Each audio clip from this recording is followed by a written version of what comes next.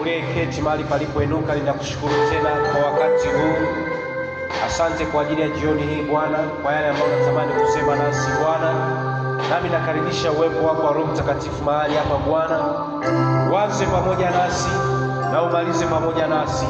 Ni katika jina la Yesu Kristo, pasiwepo na hata mmoja atakayetoka kama alivyoingia. Yaliye mtumishi wako kufundisha neno lako kwa ujasiri na katika hekima itokayo mbinguni Bwana. Watu wote wapate kukuona wewe ukisema nao, ukisema na maisha yao, na mwisho wa siku kanisa lipate kukua na kuzidi na kuongezeka. Ni katika jina la Yesu Kristo nimeomba na kushukuru. Amen. Watu wote tupigie Yesu makofi. Tupigie Yesu makofi.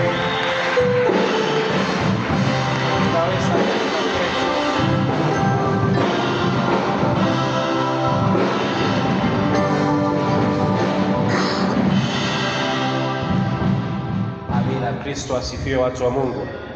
Kristo asifiwe. Tunamshukuru Mungu kwa ajili ya saa hii nyingine tena ya jioni, kwa ajili ya kile kitu ambacho tunaendelea nacho. Kushukuru sana kwa ambao umeweza kutenga muda wako na kuweza kurudi katika jioni hii ya leo, katikati ya mambo mengi na ratiba nyingi ambazo tunakuwa nazo katika siku hii ya leo. Siku hii ya leo tulikuwa tumeanza kujifunza maswali ya kutafakari kuhusu mateso ya Bwana Yesu. Maswali ya kutafakari kuhusu mateso ya Bwana Yesu. Na swali la kwanza ambalo tukawa tumejiuliza swali la kwamba una watu wangapi wa kusimama na wewe kwenye maisha yako. Tukawa tumetamani sana upate kufikiria hilo swali la kwamba una watu wangapi wa kusimama na wewe kwenye maisha yako, na tukagundua kitu kimoja kwamba unaweza ukawa na watu wengi lakini wale watu hawapo kwa ajili yako. Amina, watu wa Mungu. Unaweza ukawa na kundi kubwa sana la watu, unafahamika sana hapa mjini, lakini hao watu hawana ule uwezo wa kujitoa kwa ajili yako. Na tukasema tusiangalie tu katika masuala ya huzuni, tuangalie pia katika masuala ya furaha. Nikawapa mfano mmoja kwamba kulikuwa na mtu mmoja ambaye ni tajiri kabisa, aliandaa sherehe, lakini alikuwa na watu wengi sana ambao wanafahamiana nao, lakini katika kitu cha ajabu, katika ile sherehe wale watu hawakuwa tayari kuja kwenye sherehe ile kwa sababu walikuwa na majukumu kadha wa kadha. Na tukagundua kabisa unaweza ukawa na watu wengi sana, unafahamiana nao maeneo mengi sana, lakini kiukweli wale watu hawapo tayari kujitoa hivyo katika maisha yako. Katika jioni hii nataka tuangalie swali lingine la pili ambalo liweze kutusaidia na tuweze kuweka msingi katika siku hizi chache ambazo tunazo. Swali la pili linasema kwamba uko tayari kupambana vita ya wewe kujulikana? Uko tayari kupambana vita ya wewe kujulikana? Uko tayari kupambana vita ya wewe kujulikana? Ya wewe kujulikana ni swali ambalo, moja ya kitu katika Pasaka hii lazima tukae mbele za Mungu, na katika Pasaka hii tupate kujiuliza ni kwamba tuko tayari kupambana vita ya kujulikana. Kumbuka haya ni maswali ambayo tunatamani tuyatafakari, ili Pasaka yetu isiwe ni Pasaka ya kawaida kama Pasaka zingine ambazo zimekwisha kupita. Tutafakari vizuri na tuwe na majibu. Okay, swali la leo hapa linaonyesha kabisa wazi kabisa kuna vita ya kupambana, na hiyo vita si ya kawaida, ni ya swala la wewe kujulikana. Ni swala la wewe kujulikana. Sasa nataka nianze kwa kuweka msingi imara kidogo kwamba moja ya kitu ambacho katika kanisa, na fikiri kuna mahali ambapo kuna kuwa na mafundisho sahihi, sisemi kwamba sio sahihi, ni sahihi, lakini kuna kuwa na kwamba yanahitaji kufundishwa kwa namna ya kufanya balance kidogo. Amina, watu wa Mungu. Huwa kunasema kwamba 1:5 haiwezekani kutokana na darasa ulilopo. Amina, watu wa Mungu. Yaani 1:5 haiwezekani kutokana na darasa ulilopo, lakini kuna darasa ukifika 1:5 inawezekana. Amina, watu wa Mungu. Ukiona mpaka sasa hivi umekuwa mtu mzima haiwezekani, kuna mahali kidogo inabidi tuwaulize walimu wa shule ya msingi, mbona walikusahaulisha? Lakini tunachofahamu kabisa ni kwamba kila darasa kuna mahali kabisa kwamba huwa inawezekana. Okay, ukiwa darasa la kwanza, ukiwa darasa la pili, 1 toa 5 haiwezekani. Ukiwa darasa la 3 haiwezekani. Lakini ukifika kuanzia darasa la 5 la 6 utaanza kugundua 1 toa 5 inawezekana. Kwa nini nimesema hichi kitu? Ninaamini sana katika fundisho la unyenyekevu. Naomba mnisikilize kwa makini sana hapa ninapoweka msisitizo hichi kitu. Ninaamini sana katika fundisho la unyenyekevu. Ninaamini sana katika fundisho la kujishusha. Ninaamini sana katika fundisho la mwache Bwana ajulikane, wewe usijulikane. Ni fundisho sahihi kabisa. Ni fundisho sahihi kabisa. Na ndivyo linavyotakiwa liendelee kufundishwa. Lakini sasa nataka nikueleze hapa, kuna vita ambayo unatakiwa upambane ili na wewe pia ujulikane. Nataka nisome hilo kwa kwanza, tusome katika kile kitabu cha Wafalme wa Kwanza. Tunapoweka msingi tu vizuri. Wafalme wa Kwanza sura ile ya 18. Wafalme wa Kwanza sura ya 18 ni mstari mzuri kabisa ambao unaweza ukatusaidia mahali hapa. Wafalme wa Kwanza sura ya 18 mstari wa 36. Nataka tuangalie mstari kwa umakini sana. Na nitajaribu nifundishe kwa namna ambayo mtaelewa kuna umuhimu wa wewe pia kujulikana. Kweli tunamwomba Bwana ajulikane, lakini pia kuna umuhimu pia wa wewe kujulikana. Haya yalikuwa ni maombi ya mtumishi wa Mungu anaitwa Elia. Mtumishi wa Mungu alikuwa anaitwa Elia. Alikuwa anasema, na katika maombi yake kusoma ule mstari wa 36, Wafalme wa Kwanza sura ya 18 mstari wa 36, maandiko yanasema hivi: ikawa wakati wa kutoa dhabihu ya jioni, Elia nabii akakaribia akasema, Bwana Mungu wa Ibrahim na wa Isaka na wa Israeli, na ijulikane leo ya kuwa wewe ndiye Mungu katika Israeli, na ya kuwa mimi ni mtumishi wako, na ya kuwa nimefanya mambo haya yote kwa neno lako.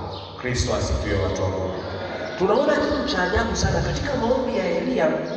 Wafalme wa Kwanza sura ya 18, jambo la kwanza alimuomba Mungu akisema, kwa kweli natamani watu wakujue, wajue kwamba wewe ni Mungu, lakini mwisho wa siku wasiishie kujua tu wewe, pia na mimi wanifahamu kwamba ni mtumishi. Kristo asifiwe, watu wa Mungu. Kwa sababu kuna sababu kubwa sana. Kuna wakati unaweza ukamwomba Mungu akajulikana, alafu ukasahaulika. Kristo asifiwe. Unaweza ukafanya juhudi kubwa sana, ukamwomba Mungu kwa juhudi kubwa mno, ukafanya kazi ya Mungu kwa juhudi kubwa mno, watu wakamjua Mungu wao, alafu wewe ukasahaulika. Kwenye utumishi, ndio nasema hichi kitu kichukue kwa makini sana. Kwenye utumishi, swala ambalo linasumbua sana hasa familia zetu, linasumbua sana watu ambao tunazunguka, watoto na familia zetu, utakuja kugundua kitu kimoja. Tunapambana sana kumjulisha Mungu. Ndio sawa sawa. Na Mungu anatutumia sana. Alafu ghafla tunasahaulika sisi. Kwa sababu sisi tumesahaulika, unakuta wale watoto au watu ambao familia tuko nazo wanakuwa hawana hamu tena ya kumtumikia Mungu. Kristo asifiwe. Nilienda mahali fulani, chuo cha kanisa kikubwa, sitataja jina mahali hapa. Nikakitazama kile chuo, alafu nikaambiwa mwanzilishi alikuwa ni mchungaji fulani. Lakini nikajiuliza, kwa nini hii familia watoto wake wote hawataki kumtumikia Mungu? Kuna sala za mingine labda wanavurugu na nini, lakini nikagundua kwamba chuo ni kikubwa, kinafahamika mji mzima, Tanzania nzima kinafahamika, kinapokea watu wa nje. Lakini ukiangalia yule mchungaji baada ya kustaafu, kila mtu alimsahau. Sasa kwa sababu ya kile kitu, watu wakaona, watoto wake wakaona, kwa kweli kwa staili hii sasa hatuhitaji kuendelea na utumishi. Kristo asifiwe. Sasa Elisha akawa anamkumbusha hicho kitu Mungu, nataka ujulikane, lakini pia watu wanitambue na mimi. Kristo asifiwe, watu wa Mungu. Haitoshi wewe Mungu unajulikana, watu wanakusifia tu, alafu sisi tunabaki katika hali ile. Kristo asifiwe, watu wa Mungu. Na hicho kitu ambacho kinasumbua watu wengi sana. Ni kweli tunatamani Mungu ajulikane, lakini katika kujulikana, muombe Mungu pia akukumbuke na wewe upate kujulikana katika jina la Yesu Kristo. Sasa ninachotaka nikueleze mahali hapa, linapofika kwenye swala la wewe kujulikana, ni swala la vita. Shetani hataruhusu kirahisi upate kujulikana namna hiyo. Na nataka nikwambie kitu kimoja. Watu wanamfahamu Mungu, ila watu wakimwona Mungu kupitia wewe wanamtukuza zaidi. Wakimwona Mungu kupitia wanamtukuza Mungu vizuri kabisa. Na najaribu sana kufikiri kwamba hichi kitu jaribu kukifikiria mara kwa mara. Wala wauliza kitu hichi kimoja, swala la kujulikana, ingawa tunaona jambo la kawaida. Ushawahi fikiri siku moja, tunamfahamu mchezaji anaitwa Cristiano Ronaldo. Tunamfahamu wote. Ronaldo tunafahamu anajulikana wote. Ushawahi fikiri siku akasema Yesu ni Bwana? Ushawahi fikiri tu kitu akasema Yesu ni Bwana? Hata tu kwa kukosea akaandika kwenye zile peji zake za mitandao ya kijamii, Yesu ni Bwana. Umeona ile nguvu ya kujulikana kwake alionayo inaweza ikavuta watu wengi sana na ikafanya watu wengi sana wakamjua Mungu kwa sababu tu ya kufanya kitu hicho kidogo. Kwa nini nakueleza hichi kitu?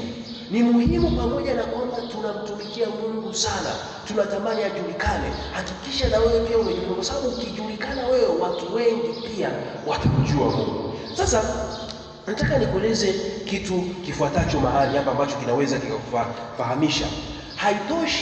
Haitoshi kwa mfano kuwa na biashara ukamwachia Yesu aijulishe, alafu wewe utaki kujulikana hiyo biashara. Sasa sawa, kuna vitu ambavyo nitakuonyesha mahali hapa, namwachia tu biashara yangu Yesu, lakini wewe hutaki kufanya juhudi ile biashara ijulikane. Sasa kwenye kitabu cha asubuhi tulisoma huu mstari wa kutoka katika kile kitabu cha Luka. Nataka niweke msingi upate kufahamu. Luka sura ile ya 19. Luka sura ya 19 mstari wa 37 na 38 ukiendelea, lakini ukianza kuanzia mstari wa 30, maandiko yanasema wazi kabisa mahali pale 30 mpaka 38. Nikakueleza kitu kimoja cha msingi sana. Yesu angeweza kuingia katika mji wa Yerusalemu kimya kimya. Amina, watu wa Mungu. Angeweza kuingia kwenye ule mji wa Yerusalemu kimya kimya, lakini akataka aingie kwa shangwe. Kristo asifiwe. Akataka aingie kwa shangwe. Na ukisoma wazi kuanzia manabii, wakasema utakapofika, manabii walianza kumtabiria kwenye mji ambao unahitaji kuingia kwa shangwe ni mji wa Yerusalemu. Na alipofanya vile, tunaona wazi kabisa alitengeneza mazingira yeye kuingia kwenye huo mji, na vitu vyote vikaweza kusimama, na viliposimama vitu vingi sana vikaweza kwenda mbali. Sasa nataka tufuatane kwa kuangalia hizi pointi zifuatazo ili tuweze kwenda kwa mtiririko. Nazo pointi chache tu kuhusu hili swala la kujulikana katika hiyo mistari ya Luka 19:30 mpaka 38. Sasa nisikize kwa makini. Katika maisha kuna muda wa kuficha mambo yako, lakini kuna muda wa kuyafanya mambo yako yaonekane. Katika maisha kuna muda wa kuficha mambo yako, lakini kuna muda wa kuyafanya mambo yako yajulikane. Kibibilia kabisa. Kwa mfano, kuna muda unaweza ukazuia vitu vyako visijulikane. Kuna muda unaweza ukazuia vitu vyako visijulikane. Ukisoma katika kile kitabu cha Luka sura ya 5 mstari wa 14, unaona Yesu kuna miujiza mingine alifanya. Luka 5:14, kuna miujiza mingine Yesu alifanya, akawaambia usiende kumwambia mtu. Kwa katika maisha kwa kweli kuna muda hutaki kusema kila kitu. Amina, watu wa Mungu. Kuna muda kabisa huko hutaki kusema kila kitu. Unatakiwa ufiche mpaka vikue labda kidogo, vikachue vifike level fulani ndio unaweza kuvisema. Lakini kuna muda unaweza kufanya vitu vyako vitambulike. Ukisoma katika kile kitabu cha Marko sura ya 19, mtu mmoja akampenda Yesu sana, akasema Bwana, natamani kufuatana na wewe. Marko 5:19, natamani kufuatana na Yesu. Hapana, usifuatane na mimi. Rudi kwenye kijiji ulichotoka ukawahubirie habari za yale uliyoyaona. Kristo asifiwe. Tunaona mwanzo akimkataza mtu kwenda kusema, lakini baadaye watu wakaanza kuwaruhusu Kwa sababu inaweza baadaye akaanza kupiga mahesabu. Sasa tupige mahesabu kama binadamu wa kawaida, kwa sababu alikuja kugundua miaka 3 ni michache, na alitamani kwenda kila kijiji. Muda unaenda, miaka inaenda, bado mambo hayaendi. Vijiji vingine nitavifikiaje? Akabidi aanze kuruhusu baadhi ya watu. Mara ya kwanza pale angeruhusu, yumkini mkutano ungekuwa mkubwa eneo moja tu, asingeweza kufanya mikutano mingi, kwa akazuia. Lakini kadri miaka ilivyozidi kwenda na muda unazidi kuisha, akaanza kuruhusu watu waanze kuhubiri maeneo mengine. Kristo asifiwe. Kwa katika maisha kuna muda ni sahihi kabisa, mtu wa Mungu, kuficha siri zako. Kuficha siri zako, jinsi gani ambavyo unafanya biashara inafanikiwa, ni jinsi gani ambavyo unaweza ukafanya mambo yako yakafanikiwa, ni sahihi kabisa. Lakini kuna muda lazima uweke vitu vyako wazi. Kwa mfano, ni sahihi kabisa kuficha siri zako za kibiashara. Ni sahihi, na nitaeleza vizuri kabisa. Lakini si sahihi kuficha ile bidhaa. Tunaenda sawa sawa? Siri ya kufanya biashara iende vizuri ni sahihi, lakini ile bidhaa tunatakiwa tusifiche, sasa tuionyeshe. Tunaenda sawa sawa? Wewe ukasema kwamba mimi bwana naficha biashara yangu na bidhaa zangu nazifichia ndani. Hapana. Ila siri inayokufanya biashara zako zifanikiwe ni vizuri kuificha. Na hiyo ipo kibibilia kabisa. Kuna saa huwa nawaambia, hasa sisi watumishi wa Mungu ambao tunakaa katika kumwomba Mungu mara kwa mara. Kuna saa unaweza ukawa unaenda madhabahuni unaomba Mungu, kila labda asubuhi unatoa sadaka yako unaondoka. Halafu ghafla unaona biashara inaenda vizuri katika siku hiyo. Hiyo siri sio ya kuongea. Okay?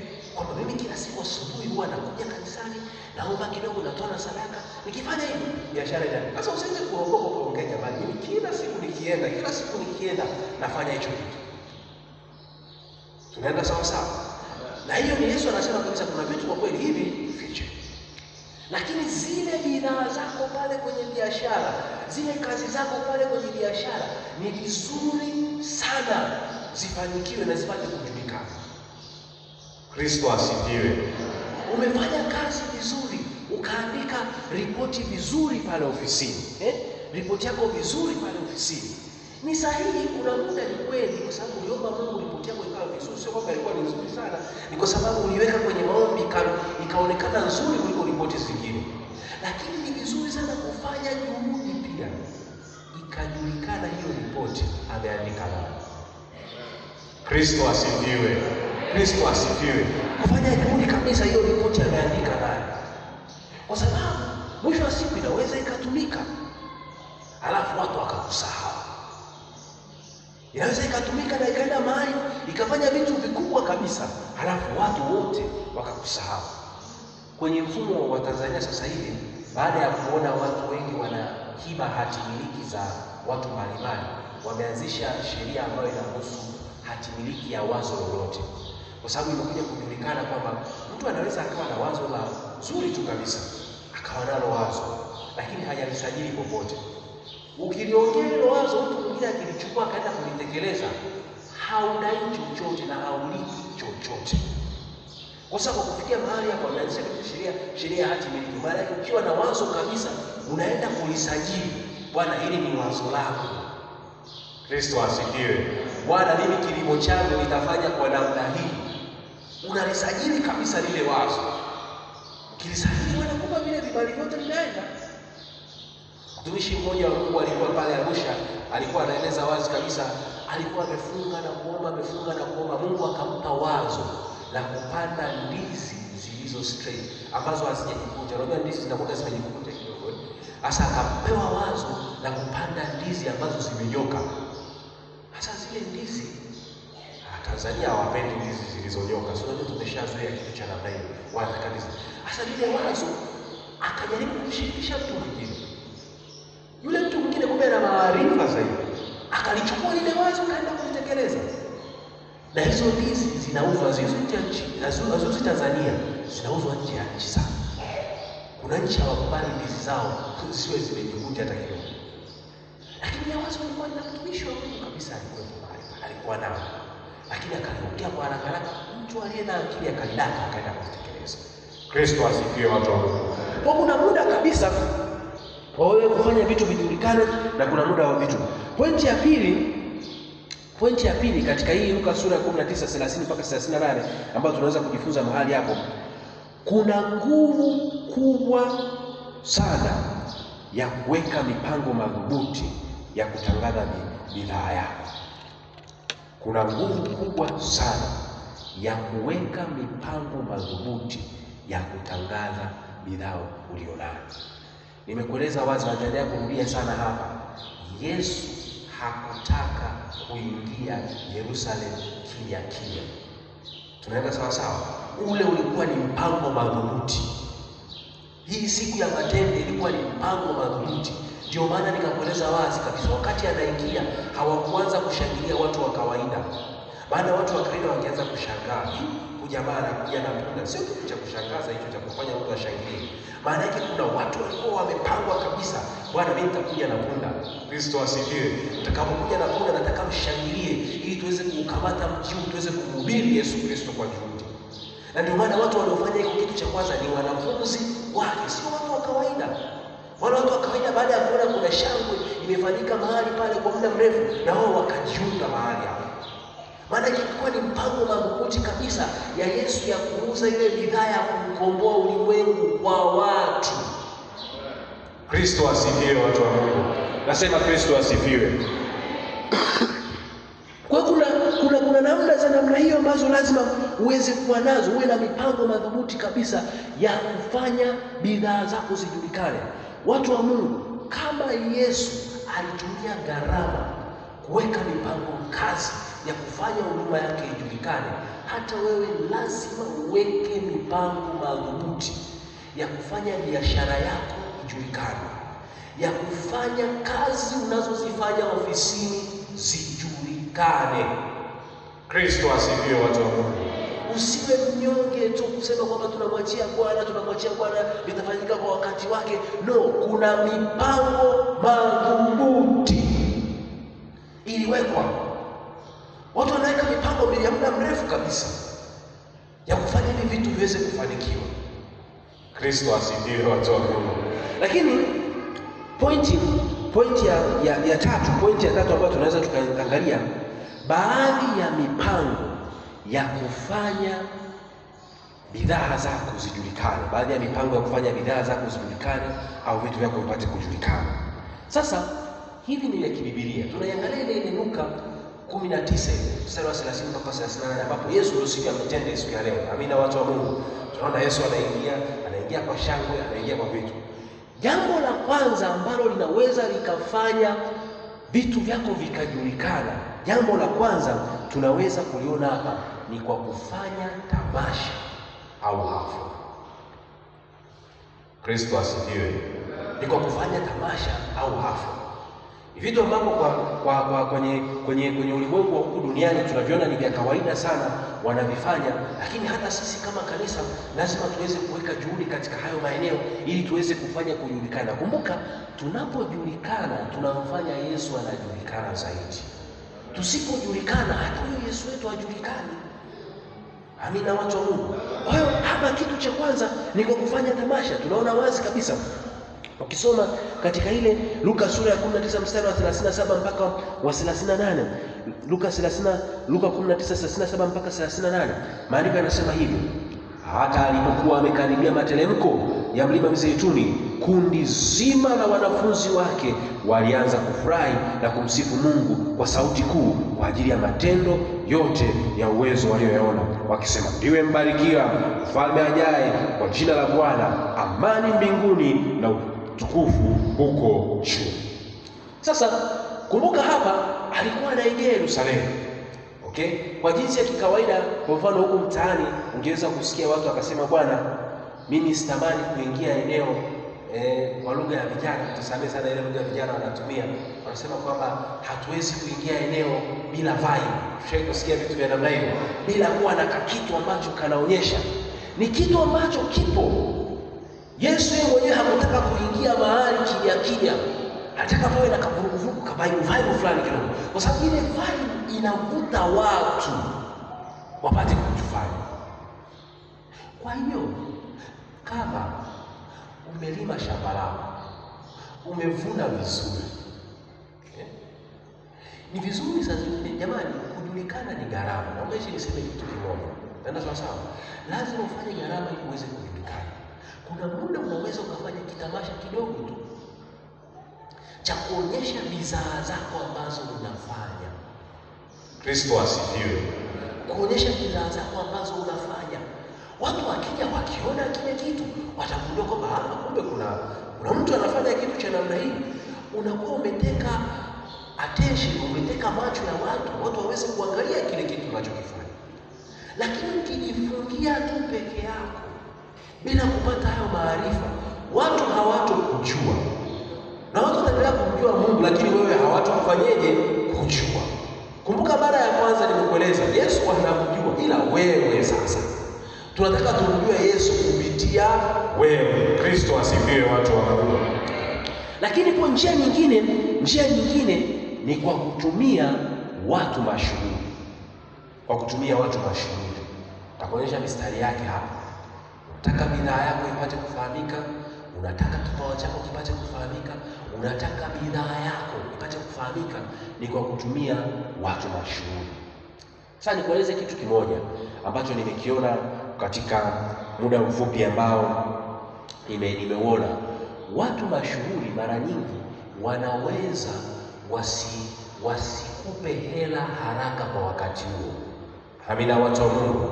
Wanaweza wasikupe hela kwa wakati huo kwa haraka, ila wanaweza wakakutengenezea kuvuta watu wengi. Fikiri, mimi ni mshonaji. Tunaenda sawa. Hivi nikaamua kushona suti nzuri, akaivaa mchungaji, akaivaa askofu. Kiukweli kwa sababu ni mchungaji sitaki kutoza chochote. Ile si sadaka bwana. Tunaenda sawa. Ni sadaka mbele za Bwana. Lakini pia nahakikisha ile kwamba ni sadaka, sio kwamba nishone kiajabu. Tunaenda sawa. Kwa sababu ni sadaka, itaenda kuvuta watu wengi. Watu watauliza, imeshonewa wapi? Kristo asifiwe. Imeshonewa wapi? Watakapouliza utajikuta ghafla vitu vyako vinafanyaje? Vinajulikana. Kristo asifiwe. Unafanya vitu vyako vinajulikana.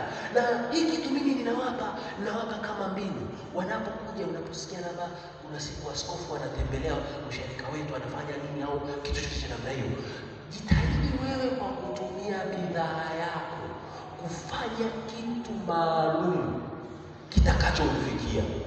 Tunaenda sawa. Kwa sababu kikimfikia akakijua, ni rahisi yeye kupendekeza. Akipendekeza, bwana, kitaka kitu fulani maalum kiko sehemu fulani.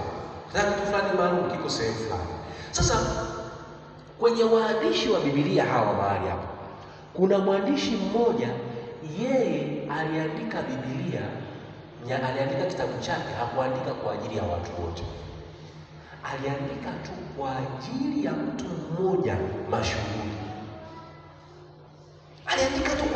mmoja mashuhuri.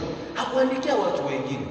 Na katika hicho kitabu, ndicho kitabu ambacho injili yake imepangiliwa vizuri na inasomwa sana kuliko injili zingine. Kristo asifiwe. Kwa sababu yeye hakuwa na lengo mara ya kwanza ya kusema nitengeneze fedha swingi. Mara ya kwanza tu ni kwa kutumia watu mashuhuri, kwa sababu ukiwafikishia wale wanaweza wakafikisha mbali. Mtu ukisoma katika kile kitabu cha Luka, alikuwa anaitwa Luka. Ukimsoma Luka, ukisoma katika ile sura ya kwanza, Luka sura ya kwanza mstari wa kwanza mpaka wa 4. Luka sura ya kwanza mstari wa kwanza mpaka wa 4. Tunaona jamaa aliandika tu Biblia, aliandika hichi kitabu. Lengo ni kumwandikia mfalme, hakuwa akikuandikia wewe. Kristo asifiwe. Hakuwa akimwandikia binadamu, alikuwa anamwandikia mfalme. Ukisoma ile sura ya kwanza, kwa kuwa watu wengi wametia mkono kutunga kwa taratibu za habari za mambo yale yaliyotimizwa katikati yetu, kama walivyotuhadithia wale waliokuwa mashahidi wenye kuyaona na watumishi lile neno tokea mwanzo, nimeona vema mimi nami, kwa kuwa nimejitafutia usahihi wa mambo hayo yote tangu mwanzo, kukuandikia kwa taratibu Theophilo mtukufu, upate kujua hakika ya mambo yale uliyofundishwa. Kristo asifiwe. Kwa unaona kabisa huyu alikuwa anamtumia tu mtu mashuhuri mmoja kufikisha ujumbe wake. Na nisikize, baada ya kufikisha ujumbe wake, angalia, ndipo injili iweza kufanikiwa kupenya maeneo mengi sana. Kristo asifiwe. Kwa jitahidi sana, mtu wa Mungu, unaweza kutumia watu ambao Mungu amewapa hiyo neema kufanikisha kitu ambacho unakitaka. Na nimekwambia ni gharama. Amina, watu wa Mungu, ni gharama. Kujulikana lazima ulipe vita ya wewe kujulikana. Usiwe mnyonge tu. Ukiwa mnyonge, Biblia inasema wazi kabisa, Yesu hapendezwi na vitu vinyonge katika kile kitabu cha Ufunuo. Hakuna kilicho kinyonge kitakachoingia katika ufalme wake. Mungu anataka watu walio ngangari. Lazima upambane, labda ni kitu chako, kama ni biashara yako, kama ni kitu cha kipate kujulikana katika eneo lako. Lakini kitu kingine, njia zingine tutaweza endelea kuziangalia ni kwa kufanya matangazo. Ni kwa kufanya matangazo. Ni kwa kufanya matangazo. Ndugu zangu katika Kristo, tupo kwenye dunia ambayo nakumbuka miaka kama 6 nilipata nafasi ya kuongea na wanafunzi sehemu fulani. Nikawaambia kwa ninavyoona swala la uimbaji sasa hivi ni tofauti kidogo. Zamani tulikuwa tunajivunia kuwa na album na nyimbo 12, si ndio? Nyimbo 20. Lakini miaka inapoenda mambo hayaendi hivi. Na soko halipo huko tena. Soko halipo huko. Amina, watu wa Mungu. Soko halipo huko, lipo kwa namna ambayo utaona lipo sasa hivi kwenye mitandao ya kijamii zaidi. Lipo kwenye mitandao ya kijamii. Watu wako tayari, ukifuatilia waimbaji wakubwa, wako tayari kufunga hata siku 40, siku 120 kwa ajili ya kutoa wimbo moja tu. Anajua akitoa huu mmoja tu, basi mambo yataenda. Wanafunga siku nyingi tu. Siku nyingi tu. Kwa hahitaji kutunga nyimbo nyingi kama zamani, kuwa na kanda nyingi alafu mambo mengine yaenda. Kwa hiyo ni kitu ambacho lazima pia kama kanisa tupate kukiangalia. Sasa moja ya kitu ambacho watu wengi sana katika kanisa bado tunachelewa ni swala la matangazo. Amina, watu wa Mungu, ni swala la matangazo. Na wewe unaweza ukaangalia taasisi ambazo za watu ambao hawajaokoka zinatangaza biashara zao sana kuliko sisi watu wa Mungu. Amina, watu wa Mungu, yaani zinatangaza sana biashara zao vizuri sana kuliko hata sisi za kwetu. Okay?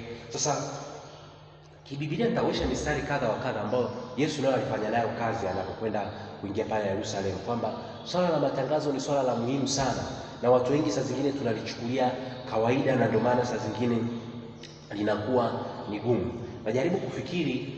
Hebu jaribu kufikiri Mungu alikuwa anataka kuleta bidhaa yake duniani. Amina, watu wa Mungu, tuko pamoja. Anataka kuleta bidhaa yake inaitwa Yesu Kristo. Hii ni bidhaa ya Mungu. Tunaenda sawa sawa. Imetoka huko mbinguni kwa ajili ya kuja kukomboa ulimwengu.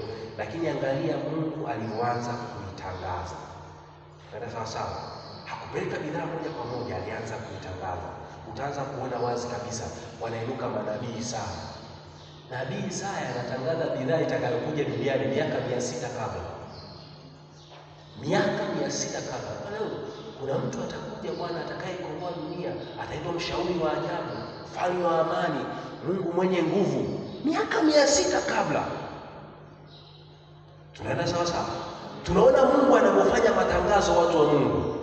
Anafanya tangazo la bidhaa ambayo itakuja miaka 600 baadaye. Na halafu ile bidhaa ilipokuwa tayari imeshafika duniani, inakaribia kuanza kazi, akainuka mtu mwingine anaitwa nani? Yohana Mbatizaji. Naye akawa anatangaza bidhaa ile ile. Kristo asifiwe, watu wa Mungu. Akasema, jamani, inyosheni njia ya mtu anayekuja. Mimi namabatiza kwa maji, ila anayekuja huyo, anayekuja anatangaza bidhaa inayokuja. Kristo asifiwe, watu wa Mungu. Kristo asifiwe. Moja ya kitu, ndio maana nimesema mara ya kwanza, usiwe mnyonge, mpole sana. Toka katangane biashara, kazi unazozifanya. Mungu mwenyewe tumeona wazi anatangaza miaka 600 kwa habari ya Yesu Kristo kwamba atakuja. Ameshakuja, bado hajaanza vizuri, anatangaza pale pale. Na bado kuna ile tangazo la kumpiga promo katikati ya watu. Kuna siku moja Yesu alikuwa yupo mlimani. Amina, watu wa Mungu. Alikuwa yuko mlimani anaomba, na yuko mlimani anaomba. Mungu akashuka katikati ya mlima akatangaza, huyu ndiye mwanangu mpendwa, msikilizeni yeye. Maana yake Mungu bado anadefend kile kitu anachokitaka. Kristo asifiwe. Kwa hiyo kama una jambo, una kitu, mtu wa Mungu, katika Pasaka hii unachojiuliza swali hili la kwetu, uko tayari kupambana vita ya kujulikana kwa kiasi gani? Weka malengo, weka mipango ya kwenda kutangaza kile unachokifanya. Weka malengo. Weka malengo. Katika kanisa, jamani, haitoshi tu kuwa na shule alafu tunazitangaza tu katika makanisa yetu. Kristo asifiwe. Tutoke tutangaze na makanisa ya jirani. Tena sawa sawa. Ni kweli nitakueleza hapo, haitakuwa rahisi. Kwa maana kwamba kuna vita. Tena sawa sawa. Haitakuwa rahisi. Lakini tunataka ijulikane. Kuna kitu kimoja ambacho sisi tumeelelewa katika hizi taasisi za UKWATA. Tumesoma vyuo na nini mpaka tumefika. Na kuna taasisi moja huwa inanishangaza kitu kimoja, jinsi ambavyo wao wanaitangaza ile imani yao kwa nguvu. Okay? Utaona taasisi zingine za dini zinafanya uinjilisti ili kuvutia watu waje kwenye vikundi vyao vya kuabudu wakati wa ibada. Na kuna taasisi moja bwana, mimi huwa inanishangaza sana, na inabidi uende ukajifunze mbinu zao. Tusikae tu tukajifungia tukasema bwana hawa ni Wakristo wa kweli. Hapana, jifunze mbinu zao. Wanafanyaje kumarket? Kwa sababu wao hawawahi chuo kuweka matangazo kwamba jamani, Wakristo wanafanya wanaabudu hapa. Hawawahi. Sisi UKWATA, Kasfeta, taasisi zingine utaona tunapambana, tunawahi. Tunaenda sasa, mnawahi kweli kweli, mnachapa injili. Jamani, karibuni. Wale ambao tumefika hicho tunafahamu hicho kitu, ili tuweze kuwavutia wanafunzi waweze kufika. Lakini wao hawawahi. Wao kwa sababu marketing strategy yao hawakuanza wakiwa wanafunzi wako chuo. Wameanza kuanzia wakiwa wanafunzi, wakiwa wadogo, wakiwa watoto kabisa. Wamepandikiza ile marketing strategy yao. Wao ikifika wakitangaza kwamba Jumapili ibada ni hapa.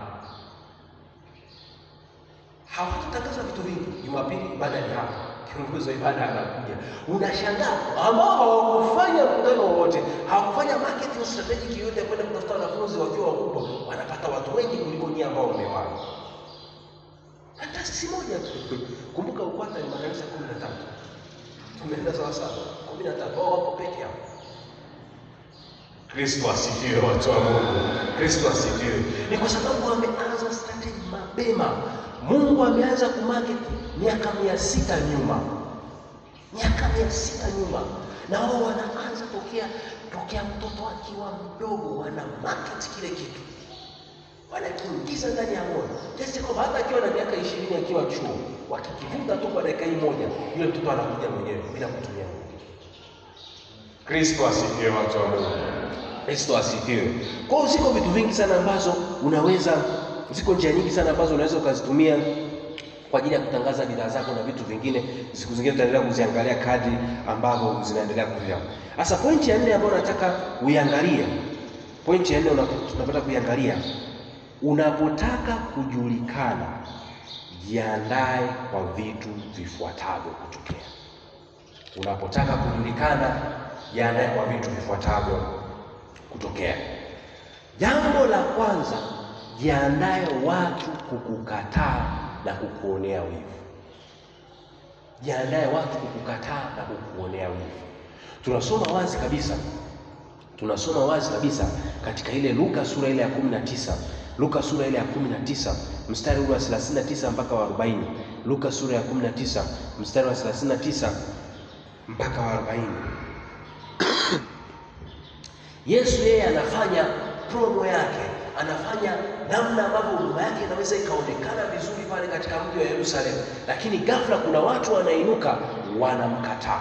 Ukisoma vizuri mstari wa 39 maandiko yanasema hivi: baadhi ya Mafarisayo waliokuwa katika mkutano wakamwambia, mwalimu, wakanye wanafunzi wako. Akajibu akasema, nawaambia ninyi, wakinyamaza hawa mawe yatapiga kelele, mawe yatapiga kelele. Kwenye tafsiri zingine alikuwa anaambia wanyamazishe watu wako kabisa. Sasa kitu ambacho ninachojaribu kukiangalia katika hii mistari ambayo imetaja hili swala, watu ambao walikuwa wanakwazika sana na ile mbinu ambayo Yesu anaitumia ni watu ambao walikuwa wako kwenye the same field, watu ambao wanafanya kitu kile kile kinachofanana na Yesu. Amina, watu wa Mungu. Unapopambana biashara yako ijulikane, unapopambana jina lako lijulikane ofisini, unapopambana huduma yako ipate kufahamika, watu wa kwanza ambao watapambana na wewe ni watu ambao wanafanya kitu kama unachokifanya wewe. Kristo asifiwe, watu wa Mungu. Hapa tunaona cha ajabu sana. Watu wa kwanza waliopambana na Yesu ni Mafarisayo, Masadukayo. Watu ambao wamekaa kanisani vizuri, wanaomjua Mungu vizuri, na wakaanza kusema hii style tunayotumia inaweza ikatuletea matatizo hapa. Waambie watu wanyamaze. Sehemu zingine akamwambia waonye wanafunzi wako wakae kimya. Yesu bado akawa anakataa, kwa sababu anajua hichi kitu ndicho kitakachomletea nini? Matokeo. Kwa jambo la kwanza la kutegemea unapoanza kupambana biashara yako, unaposema bwana, sasa hivi ngoja nianze kuipeleka kwenye matangazo redioni, nianze kuipeleka kwenye maeneo fulani na fulani kwa ajili ya kufanya, watu wa kwanza watakao kupinga, watu wa Mungu, ni watu wanaofanya kitu kama unachokifanya wewe. Kristo asifiwe, watu wa Mungu. Kristo asifiwe. Lakini kitu kingine ambacho tunakiona mahali hapo, watainuka watu wanaokatisha tamaa. Unapotaka kitu chako kianze kujulikana, wanakwambia ni vita ambayo lazima upambane, watainuka watu kwa kweli watakukatisha tamaa. Watainuka watu wakukatishe tamaa. Kuna wengine watatumia tu, bwana, sisi tuna uzoefu. Kristo asifiwe. Tuna uzoefu kwa kweli katika hili eneo, tumeshafanya kazi miaka mingi, mambo hayaendaji hivyo. Ni kweli uzoefu saa zingine ni vizuri kwa ajili ya kujifunza hapa na hapa uweze kupita, lakini saa zingine unaweza kukuta saa zingine labda kuna neema ya tofauti. Kuna neema ya tofauti. Kuna neema ya tofauti. Wiki kama 5-6 nilikutana na kijana mmoja ambaye kwangu ilikuwa ananifundisha kitu cha ajabu sana. Ameokoka, ana hofu ya Mungu. Ndio kijana ana miaka chini ya 24. Ameokoka na ana hofu ya Mungu. Na biashara anazofanya utasema haya ni kitu cha ajabu sana. Kwa sababu katika umri wake miaka hiyo 20 ana mabasi. Tunaenda sawa. Ana mabasi miaka 24. Tunaelewa miaka 24, watu wa Mungu. Na ameokoka na ana hofu ya Mungu. Sasa najua saa zingine hapo mtazamo, kweli ameokoka? Ndio kitu ambacho kinakusumbua. Kweli umeokoka miaka 24 una mabasi? Kwa sababu ni kitu ambacho huwezi. Lakini of course alikuwa ananiambia agano alilonalo na Mungu. Kwa sababu tupata sote kujifunza, kwa wengine wana maagano mazito sana na Mungu. Ndio maana Mungu anawapa utajiri mkubwa. Okay? Kwa sababu ana agano la kutoa mpaka milioni 90 kwa mwezi. Ndio milioni 90 kwa mwezi. Sio unapeleka mahali popote. Kuna makanisa strategic yamepewa. Anatakiwa hakikisha makanisa yamejengwa na watumishi walioko mahali hapo wanapata huduma. 90. Kwa hiyo ndio shekalo miaka 24 kuwa tajiri. Na anakwambia ikipita mwezi hajatekeleza hilo agano, huwa kuna kitu kinatokea ofisini kigumu. Kristo asifiwe. Sasa unajua ukikutana na mtu wa namna hiyo, moyo unasema jamani, mimi nilinunua gari langu la kwanza nikiwa na miaka 40. Tunaenda sasa, wewe miaka 20 nao umetoa wapi hivi vitu? Kristo asifiwe, watu wa Mungu. Kristo asifiwe. Ninachotaka nikueleze ni kwamba kuna watu, kwa kweli watu wa kwanza watakao kukatisha tamaa ni watu ambao wanafanya kile ambacho unakifanya. Wanafanya kile ambacho unakifanya. Na niseme hapa hasa watu wazima tuangalie sana. Kwa sababu hizi ni nyakati za mwisho, na ukisoma ile Mathayo 24 utaona kwamba kutakuwa na tetesi za vita. Nafikiri tunafahamu wote kwamba inaonyesha wazi ni nyakati za mwisho. Na pia watu wengi bado hawajamjua Yesu. Kwa moja ya kitu ambacho Mungu anakifanya sana, jambo la kwanza, yale makanisa mama utaona yanakuwa strict sana kwenye mambo ya leadership. Ndio sawa, kwa sababu yanaanza kitu cha kwanza kabla hela kubwa haijaja. Ndio sawa. Kitu cha kwanza kinaanza mifumo ya kiuongozi. Okay? Ndio maana makanisa mama mengi yanaweza kuishi miaka mingi, 300, 400, 500, kwa sababu yanaanza na uongozi kwanza kabla ya hela nyingi. Zikija hela nyingi kwanza, alafu ndio uongozi ukaja baadaye, huwa ni vurugu. Kristo asifiwe. Kwa hiyo kitu cha kwanza utaona kutakuwa na misisitizo sana ya uongozi fulani kukakwa, unakuwa na sheria kali, unakuwa na vitu fulani. Alafu ghafla hela zinaanza kuzima. Utaanza kushangaa wanainuka vijana wa kawaida kabisa, wanafanya vitu vikubwa. Kwa hii miaka michache baba sijatembea sana, sijahubiri sana, lakini umepita maeneo, unaenda maeneo uwezi amini vitu unavyoviona. Wakuta tu watumishi wachache wamehamia mahali pale, wako chini ya miaka 30 wamepata kazi, wanafanya vitu vikubwa. Wengine wameingia tu migodini kufanya kazi, ghafla wanapata ile hofu, mtu amepata milioni yake 800, fungu la 10 anawaza kwenda kanisani. Kitu ambacho zamani tulikuwa tukisikia. Lakini sasa hivi inakuwa ni kitu kikubwa sana. Tunatamani tutoe fungu la 10 kanisani, tunatamani. Sasa kitu kitakachoanza kusumbua, na kueleza watu, kuna watu ambao wanafanya kitu kile lakini hawana matokeo, na wamefanya kwa muda mrefu. Hamina, watu wa Mungu. Na nikueleze, itaweza ikaleta hata shida saa zingine kwa wachungaji kuelezea, jamani, kijana amefanya kitu kikubwa namna hii, baraza linaweza lisielewe, kwa sababu hawa watu ni ngumu sana kuamini mtu anaweza kaenda kwa spidi hiyo. Kristo asifiwe, watu wa Mungu. Kwa hiyo kabisa jiandae sana kwa namna hiyo. Ukisoma katika kile kitabu cha Nehemia, na kama tusome huu mstari Nehemia sura ya 2. Nehemia sura ya 2 mstari wa 10. Nehemia sura ya 2 mstari wa 10. Nikueleze ni mstari nitausoma kwa tafsiri kitu kimoja kwa haraka ili tuweze kwenda na muda vizuri. Hata Sambalati Mhoroni na Tobia mtumishi wake Mwamoni waliposikia habari hizi, ziliwahuzunisha sana, kwa kuwa amekuja mtu kuwatakia heri wana wa Israeli. Kristo asifiwe. Nataka hii of course kuna story nzito, ungeweza kusoma kuanzia mstari wa kwanza, kwamba kuna mtu mmoja alikaa akaangalia ule ukuta wa Yerusalemu mahali pale, akasema, kwa kweli Bwana, mimi natamani nijenge fensi katika hili eneo ambalo linatuzunguka mahali hapa. Ni mtu mmoja tu kapata mawazo ya namna hiyo. Sasa sikia, kuanza kutekeleza lile wazo, kuna mtu mmoja anaitwa Tobia na kina Sanbalati wakaanza kuchukia. Kristo asifiwe. Wakaanza kuchukia kabisa, sema sasa kwa nini unataka kujenga fence hapa? Kwa nini unataka kujenga fence? Mwaka juzi tulienda baba eneo fulani, lilinishangaza. Nikawa nawauliza, niliona kitu cha ajabu, sijawahi kuona mahali pengine kwa kweli. Kwa sababu nyumba zilizoko pembeni ni nyumba za blocks na matofali nzuri. Ila kanisa ni kanisa la kule kwa Nyambogo tunahitaji la terrace, ndio la tokens, ndio naenda sawa. Lakini nikawauliza, ukiangalia watu wanaoingia kanisani, wanakuja na suti, wanakuja na nini, wanaingia kanisani na sawa. Lakini nyumba zilizoko hapa pembeni zote ni za block. Kwa sasa nikaona sasa ukiwaambia hao kwenye mahubiri watajisikia vibaya. Kwa hiyo tuongee na mchungaji. Shida mbona kama sio kitu cha kawaida? Kwa sababu unaenda kwenye nyumba ya mtumishi, ni nyumba nzuri. Imejengwa hapo vizuri, kujenga nyumba ya mtumishi nzuri, lakini nyumba ya kanisa wamejenga nyumba tu. Kristo asifiwe. Wakasema Bwana, kuna watu wazima, wazee, watu wazima wamekaa hapa miaka mingi, wanasema tudumishe mila, tusisahau tulipotoka. Kwa tusahau tulipotoka kwa kuendelea kubaki kwenye kanisa la namna hii miaka yote. Kristo asifiwe.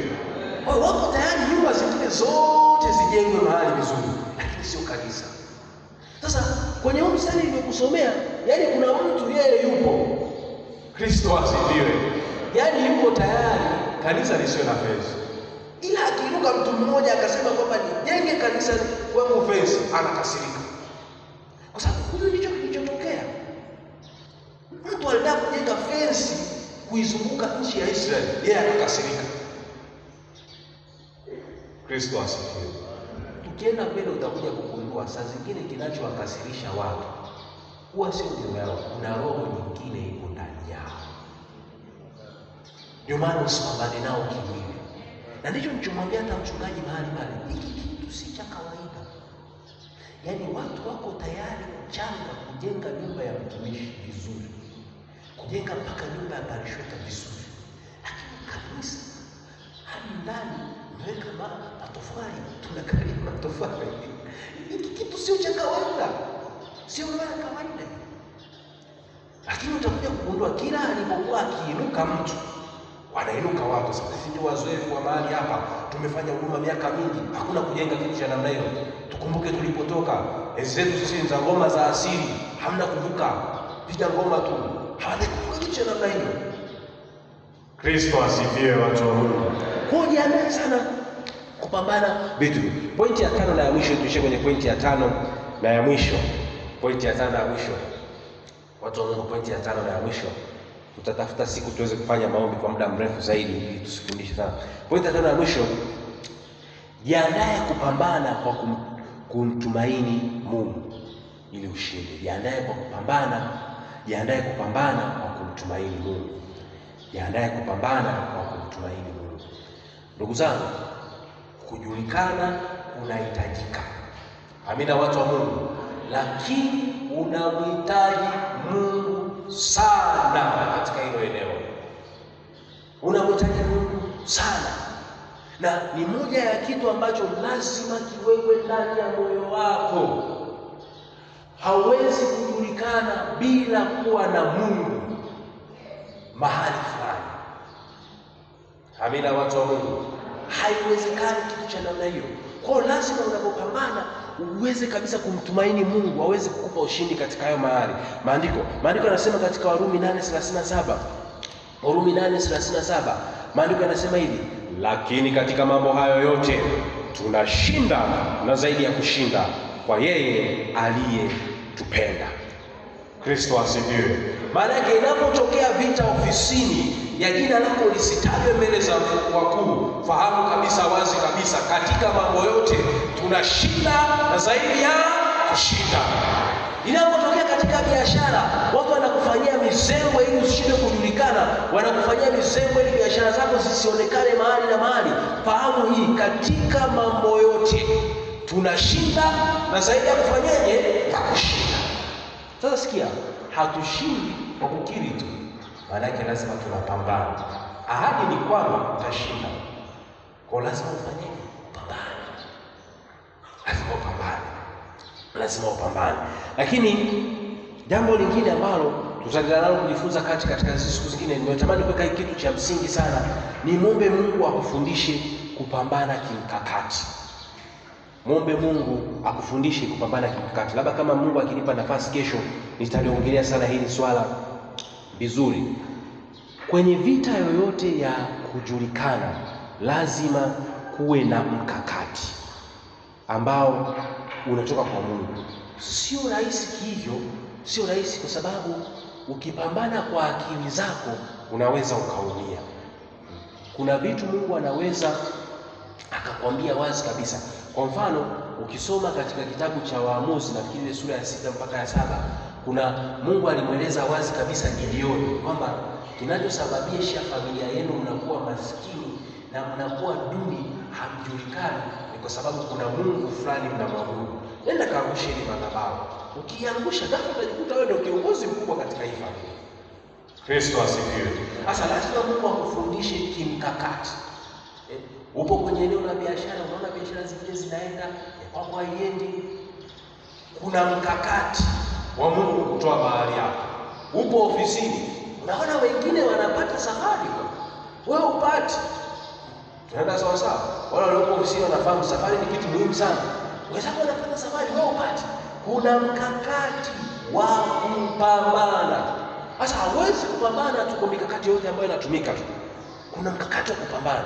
Ukisoma katika ile Zaburi ya 18, tuishie hapa ili tuweze kuendelea wakati mwingine. Zaburi ya 18 mstari wa 34 anasema hivi, Zaburi ya 18 mstari wa 34, ananifundisha mikono yangu vita, mikono yangu inaupinda upinde wa shaba.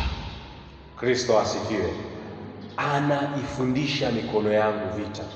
Kitu cha kwanza cha kujifunza katika huu mstari, lazima uende shule kujifunza vita. Haufanyi kwa jinsi ya uzoefu wako ulivyo. Vita ya ofisini tofauti na vita ya kwenye biashara. Amina, watu wa Mungu, tofauti sana na vita za maeneo mengine. Lazima uende mbele za Mungu. Na tupata nafasi ya kuonyesha visa, uende mbele za Mungu, umwambie Mungu, ninashindaje vita hii iliyoko mbele yangu?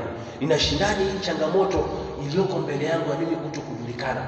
Mbona watu wengine wanataja mimi nasahaulika?